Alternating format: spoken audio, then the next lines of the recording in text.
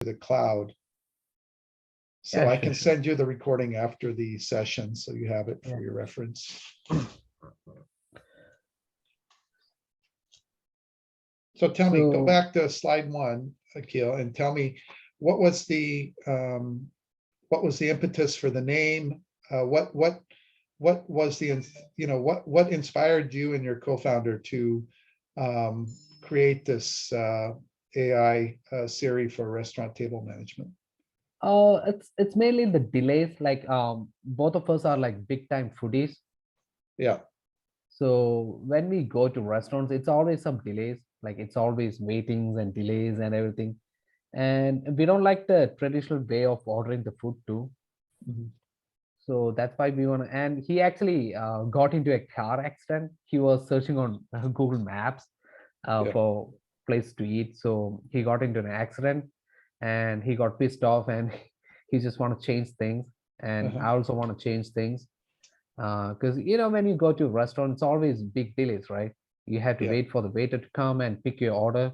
yeah. I think it will be better if I go for slide 2. Okay, Yeah, yeah, this will be it. So when you go to restaurants, like in US, it's like the ratio of waiter to table, it's like 4:1, like the yeah, average ratio. So one guy will be in charge of managing 4 tables at the same time.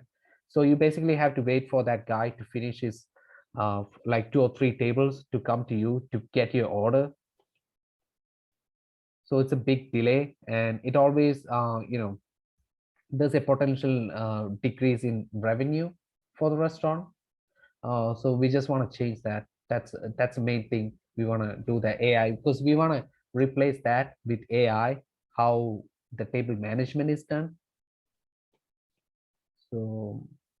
So this will be like, can I go to the next slide? yes, So we want to do something like we haven't done it, but what we want to do is something like Amazon Echo, yeah, some Amazon Alexa, like Google Echo, or like Apple, some tiny speaker system that can, like it's same like how you communicate with Amazon Alexa. yeah, Just do the table management like that. That's what we want to do.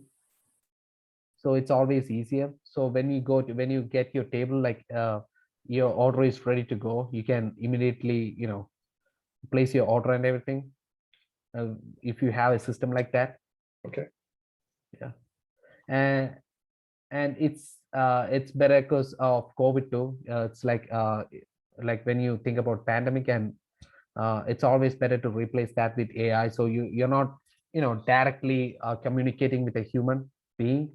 When the waiter come and take your order, it's always like 1 or 2 meters, right? Like a couple feet away from you. mhm, So there's a higher chance of you getting COVID or something like that. yeah, So if you have something like AI doing that stuff, it's like less chance of spreading COVID or any kind of diseases like that. yeah.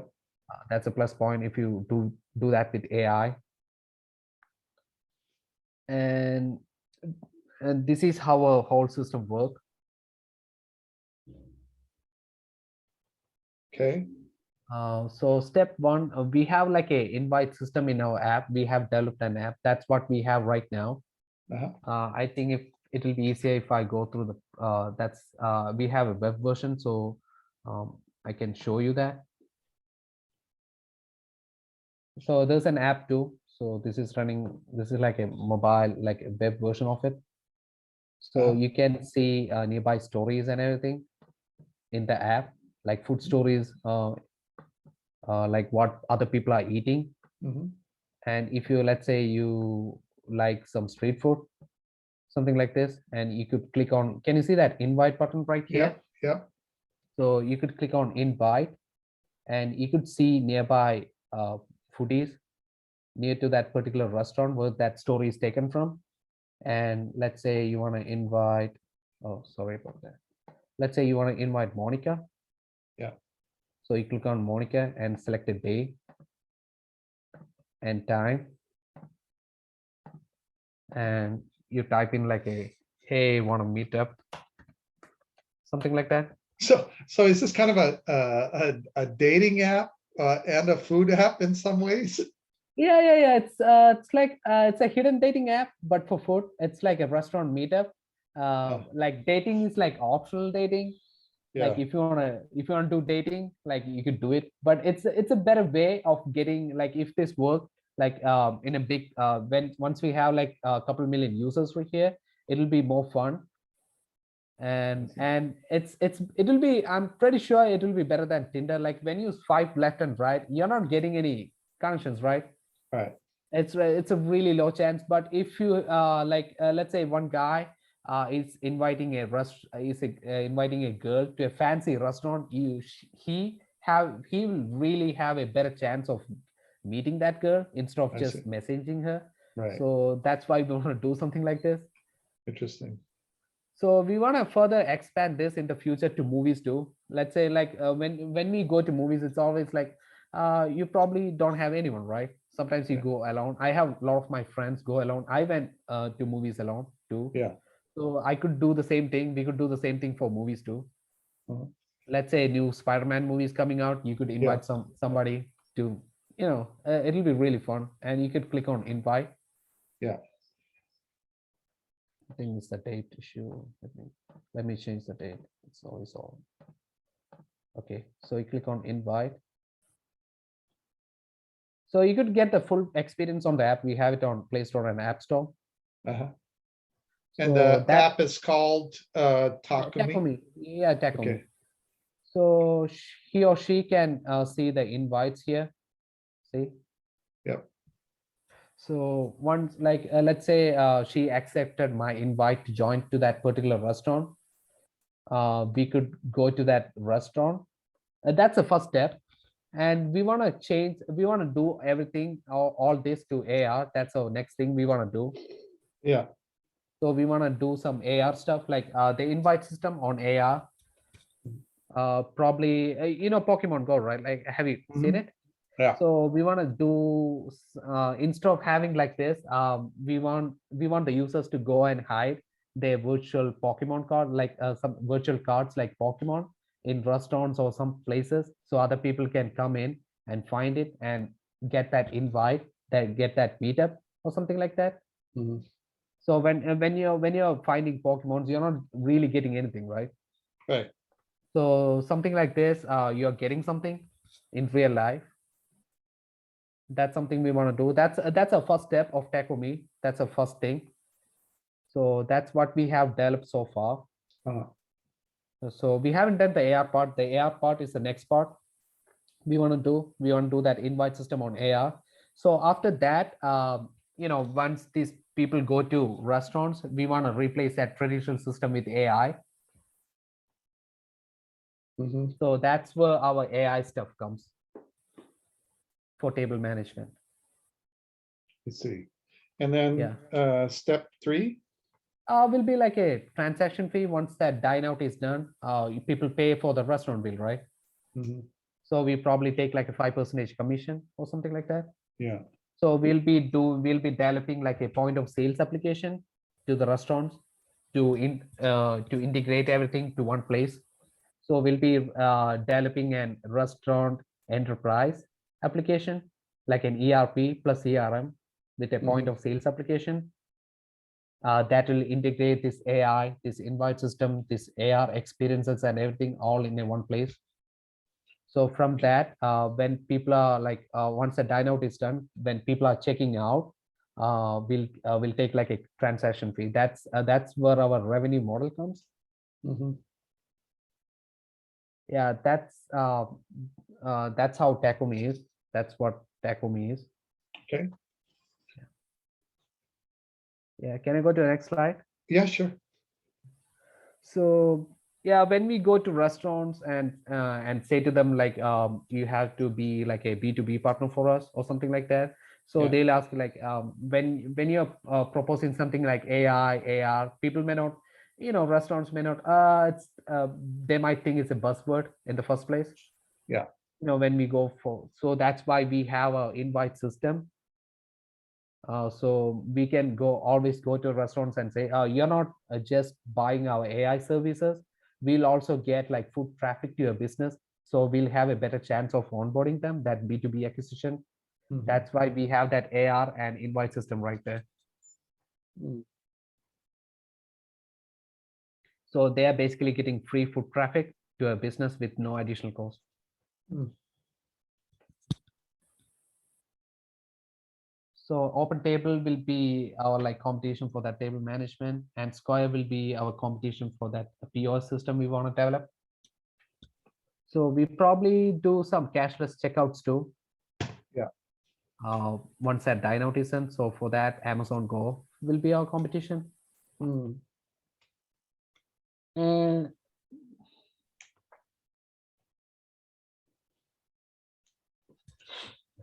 yeah, this is the revenue model and everything, the one I just mentioned before, like 5% transaction fee after Dine Out and everything. Mhm. And we Oh. probably charge, we are trying to charge some base like minimum fee for ERPs we will be selling. So that will be another like a SaaS. Yeah. So that will be another transaction like a revenue model. Can you go back to the, oh, okay, so this is the, let's see, SaaS is $9 Yeah, we have developed per it. It's like month, a blueprint. $9 a month, subscription fee, right? Yeah, it's just a blueprint. We haven't developed it. It's just a blueprint right now. Okay. Yeah, Okay. this is some pricing plans we are planning. Okay, Like basic plan will be like $9. right. That includes point of sale. This is all directed to the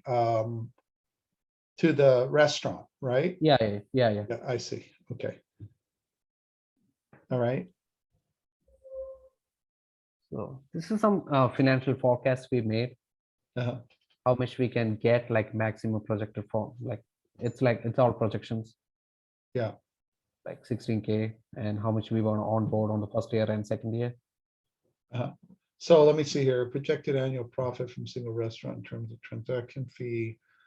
Projected onboard 10,000 restaurants in the US in the first year and 10,000 each in the Middle East, India. Second year, and okay. It's just some graph for AI interest growth. Okay. And this is our current acquisitions. Like we have around 10,000 downloads on a Play Store and App Store right now. Uh-huh. And we have like 5,000 plus signups, like Okay. registered users. And it's just a projection of how much they're going to bring in every month, like around $11 every month. Uh-huh. And so it's like right now, currently on the App Store, is it a freemium model, Akil? yeah, it's a free app right now. Yeah, okay, Yeah, and it's and no ads too. I see, okay. Free app, no ads, okay. And you're on board 5,000 plus already, so you already have 5,000 plus. Signups like registrations, and we have like 10,000 plus downloads.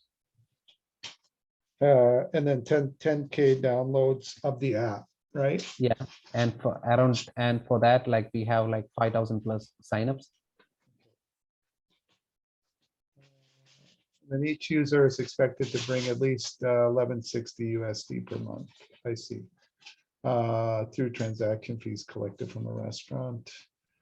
Every new 10K B2C customer. It will be onboarded will result in an average 160K more to the platform. So when you're saying every 10K, every new 10K B2C customer, so that are you basing this on increments of 10,000? Is that how you calculate this? Yeah. It's just projections, right? Like it's just estimate. Sure, sure. We are not really onboarding right Okay. now like that. Yeah. All right. Okay. And then, Can I move? okay, to the yeah, next you slide? can move. Yep. It's just how much we need and everything. Your ask. Yeah, So to your develop ask. everything, at an like to to do the AI, to do the AR and everything. Yeah. Like you could say like 1.5, What's that? 1.5 million. You Okay, but could say what's that. the 3.5 million? Yeah, I think I made like a typo there. Okay. So it's 1.5 million ask. And then what, so I gotta ask you, at a 1.5 million ask, what has been the bootstrap amount? How much have you invested in the company through either investor, like founder funds, friends and family? Yeah, it's self-funded right now. Mhm. So So self-funded wise, how much do you think you've put into the I think it will be like around 50 to 100K, like including registrations and everything. to 100K? Okay. In cash, like in cash. We are not calculating our time and everything. Like it will be Right, even more. right. In cash. And so, yeah, I mean, the question then becomes, which is really hard to do. I mean, just like the numbers that you're forecasting in terms of revenue assumptions and market penetration and so on. What's really difficult for almost all startups is to determine what your pre-money valuation is based on that $1.5 million ask, right? Yeah. That's something we are having really. We are facing some real problem right now. Like a Yeah, pitch deck, the pitch deck is all messed up. yeah.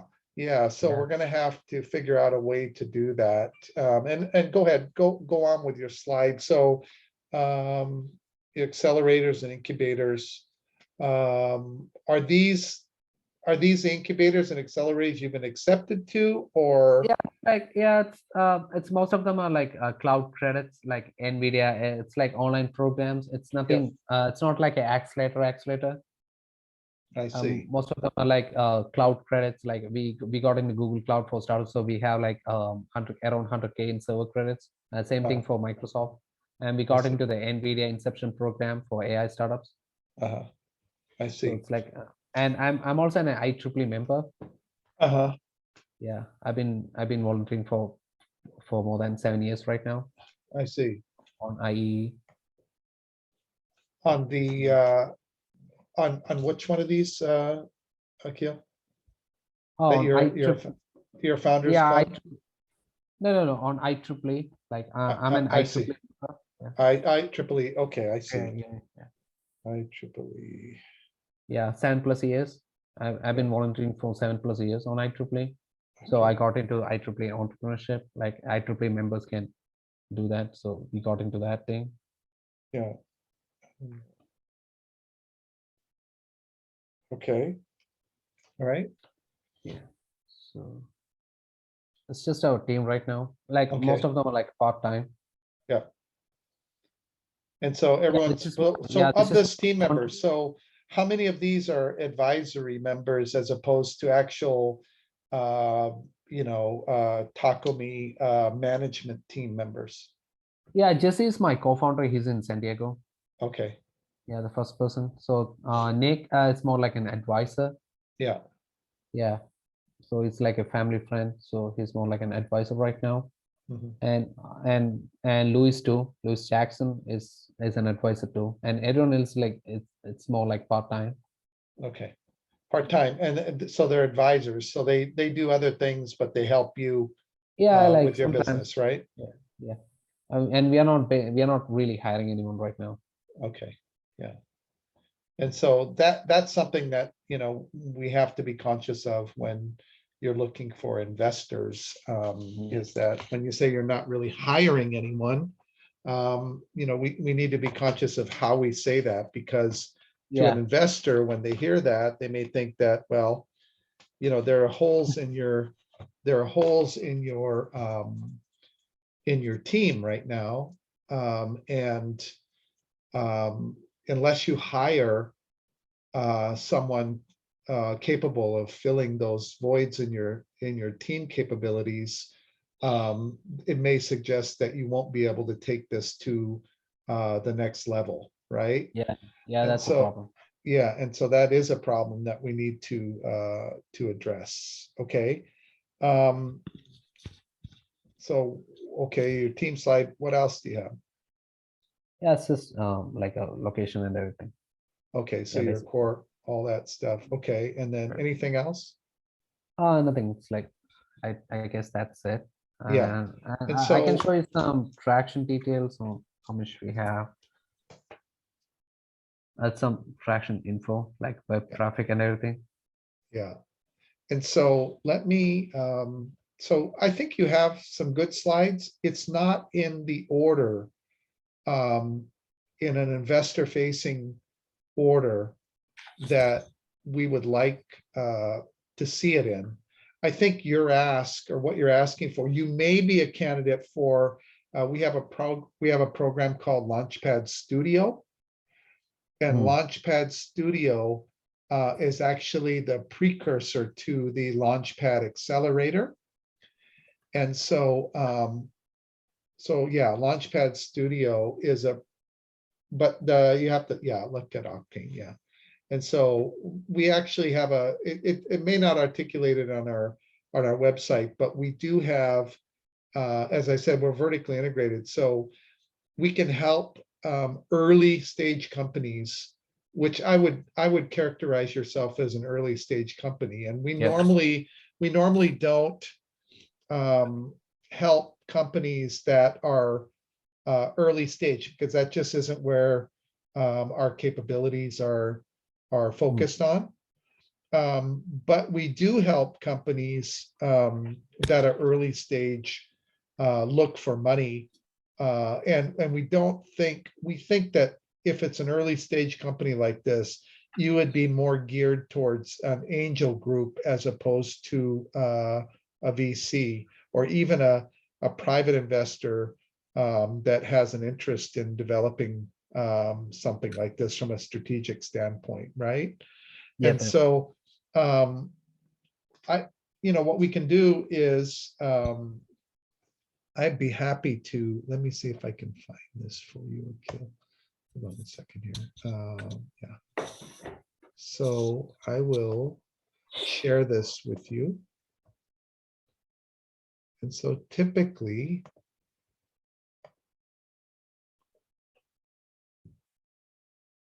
this is how we like to see your deck situated, right? So Hmm. basically, we want to see your title. Of course, you have that. We want to see your problem and solution statement built out better, right? And so the problem statement typically will be the problems that you've indicated in the marketplace that your technology will solve, right? So you might have 3 or 4 bullet points on the problems statement that indicate what the problems are, right? And then your solution statement will be 3 or 4 bullet points that actually mirror the problems that you're stating, right? So they counteract those problems that you're trying to solve. Um, Differentiation, kind of your unique value proposition. What's unique about your product that allows you to separate yourself or differentiate yourself from others that are currently in the marketplace? Your business model, really important. And you had a couple of these slides, but we really want to know how you make money. And you had articulated that, how you make money will be a combination of fee that a restaurant will pay, as well as some type of SaaS model that you intend to deploy, in which users will pay for this service. So we really want to make sure we know that.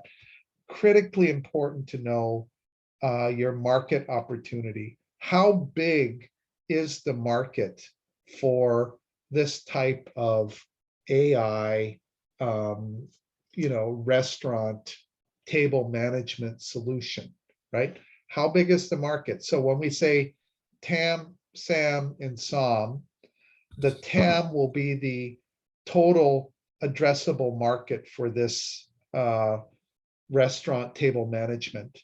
The SAM will really be your serviceable addressable market. That will be more along the lines of what are your beachhead markets? What markets are you really trying to serve with this? Is it a movie market? Is it a restaurant market? What is the first market you intend to address? And if so, is it primarily in North America? Is it in North America and Europe? Is it in North America, Europe, and Asia? Are these the markets that you're trying to serve? And then your SOM is your serviceable, obtainable marketplace. How much of the SAM, how much of the addressable market are you going to obtain, or can you penetrate effectively with the amount of funding that you receive through this pitch, right? And so the go-to-market strategy is important as well. We really want to know how, unlike how you're going to make money, we really want to know how you are going to drive awareness to this app. What means of creating a buzz or creating awareness are you going to use? You know, whether that's social media, whether that is going to professional conferences or trade shows. These things, you know, your sales and marketing channels are going to be critical to outline here. Your traction and timeline, very important to create a slide that addresses what you've done to date, what you intend to do in the future, and the funding that you have expressed in this timeline to address, okay, we funded ourselves with $50,000 to $100,000 in the inception of our company, and it has taken us this far. Now that we are this far, we are asking for $1.5 million, and that will take us this far before we need to have another funding event to take us to the next level. So generally speaking, this is expressed in a linear format, like what we call a Gantt, G-A-N-T-T, a Gantt chart, essentially. But it is a linear format. I can show you an example of that when we're finished here. And then your financial projections. As you mentioned, and we realize this, it's really your best guess. It's really your best estimate as to where you see your projections going or how you see them increasing. But generally speaking, if you're pitching an investor, you're going to need to prepare about 5 years of financial projections and show them articulate these projections. And it's as simple as maybe a bar chart that shows in the bar, it'll show you X amount of that revenue will be derived from restaurants, X amount of revenue will be derived from movies, maybe X amount is derived from dating, but have that bar chart express that. And then over the top of the bar chart, maybe two simple lines, maybe one expressing revenue, and then one expressing the EBITDA, right? Those two lines over the bar chart, one revenue, one EBITDA, and no need to express the revenue, the expenses, because you know an investor will realize that the gap between the revenue and the EBITDA will be your expenses, right? So you need to create that financial projection. The team slide, again, it's critically important to strike balance in your team slide. You know, we see this a lot with software teams where technically you're very well-rounded in the team slide. However, do you have a chief marketing officer? Do you have a chief sales officer? You have the people who can build this, and you have the people that can create compliance, but do you actually have the people that can execute on a sales strategy or a marketing strategy to, again, drive awareness to your product and allow it to grow and meet those revenue expectations or assumptions that you have. We would recommend that you put your management team on a separate slide from your advisory board. And so have those two teams separate. If you're limited, it's okay to put it on one slide, but delineate the slide to show here are the management team and here are the advisory team. So it's a clear understanding of who they are and what their roles are in the company. Okay. And then your competitive matrix, you had mentioned Open Table, you had mentioned Amazon Go, and you had mentioned one other company. Yeah, Square. Yeah, Square. And so what you want to do is create a traditional competitive matrix that has an X and a Y axis, and across the top feature your company. The next column you would feature Amazon Go, the next column you'd feature Square, and the next column you'd feature Open Table. And then on the Y-axis, you would simply put some of those comparable performance descriptors. And so maybe, and ultimately what you want to do is put X marks in terms of their inability to do these things, and check marks where you are able to do these things, to show that you have an advantage or that you're clearly more efficient at doing this compared to your competitors, right? Yep. And then your ask. And so the ask, what's really important is that we want to create a slide that has really three components to it. The first component is how much you've raised to date. If you bootstrapped your company, investors still want to know that you have skin in the game, Akil. They want to know that you've put your hard-earned money into this business and you believe in it. And so they want to know how much you've raised to date. And then, at the top, obviously, how much you're asking for and what those terms are. Is it a equity round? Is it a convertible note? Is it a safe note? They want to know what those terms are for that ask.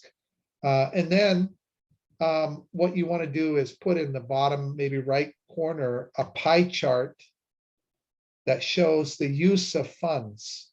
So how you intend to use that $1.5 million in a pie chart. If the lion's share of it is going to research and development, you would show that in the pie.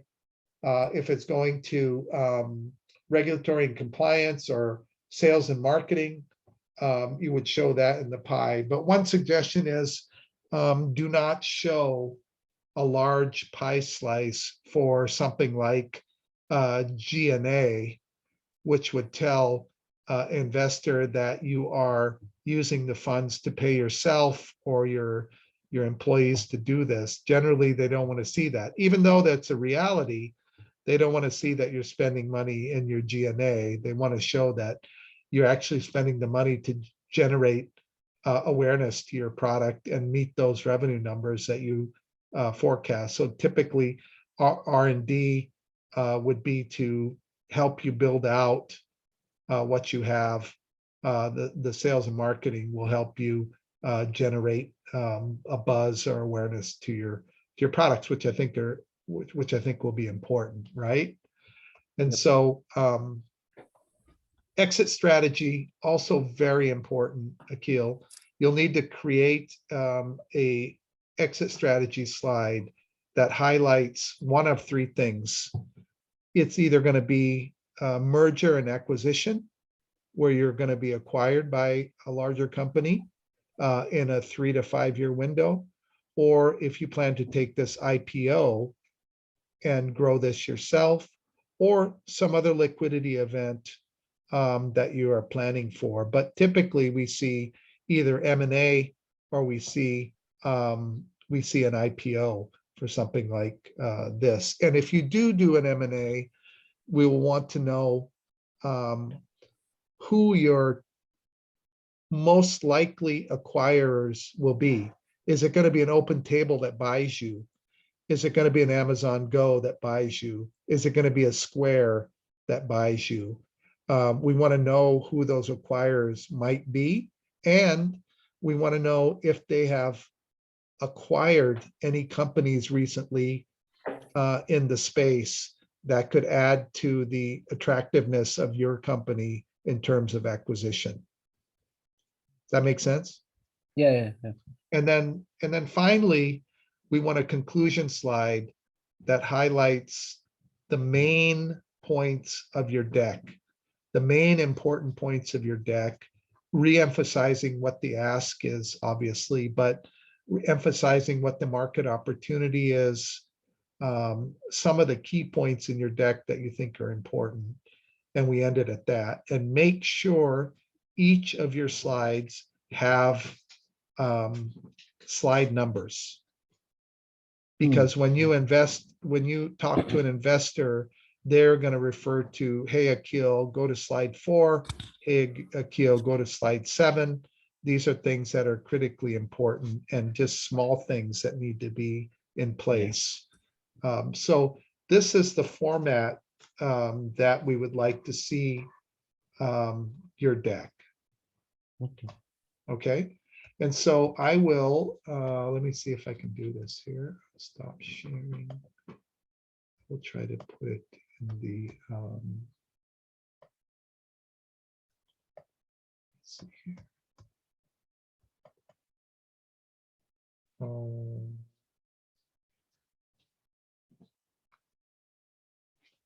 on 1 second, Akil. I gotta find the. Yeah. Take your time.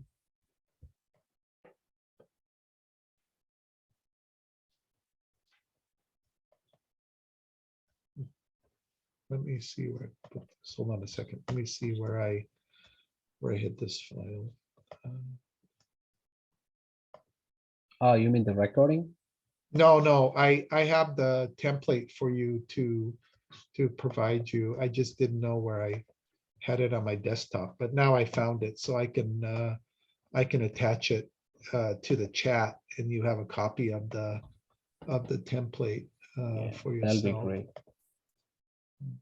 Well, Yeah, it will be great if you could send me that recording too. oh yeah, Like, for sure. I will yeah, send you. yeah. I'll send you Yeah, the it's recording. it's been really great. Yeah, what you told me. Yeah, no problem at all. I don't know why it's not coming up in my, hold on 1 second here. Let me close this. Let me save it. Second here. Oh, that might be why. Okay. Got it.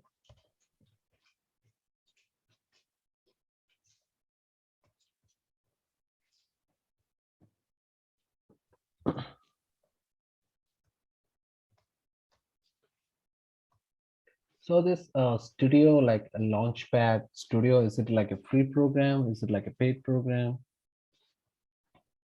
No, it's all pro bono. We don't charge. We don't charge for that. It's not a problem, Akil. Okay. Hold on 1 second here. Let me see if I can find it. I don't know why. Oh, I see. Okay.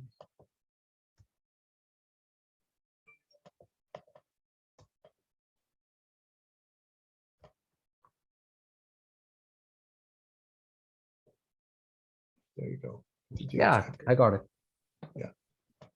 And just so the best thing to do is to do your best job at trying to fulfill the requirements of that template. And then when you're done doing that, so another thing we have to really work on, Akil, is that we really have to work on the aesthetics of your deck. Yeah, The pitch deck. So there's a science to this, right? There's an art and a science to this, right? Yeah. So not only are we requiring the content that I provided you with, but we're also requiring that you're at a certain image level for your deck, because we can't have you presenting a kind of overly simplistic deck from an aesthetic standpoint to an investor that you're looking for $1.5 million for, right? Yeah, And yeah. so the deck has to look excellent from an aesthetic standpoint and really kind of speak to and match up with the content that you're presenting, right? And so those are separate issues altogether, but we can work on that too. Okay. Okay, cool, cool. Yep. And so I'm going to leave it there and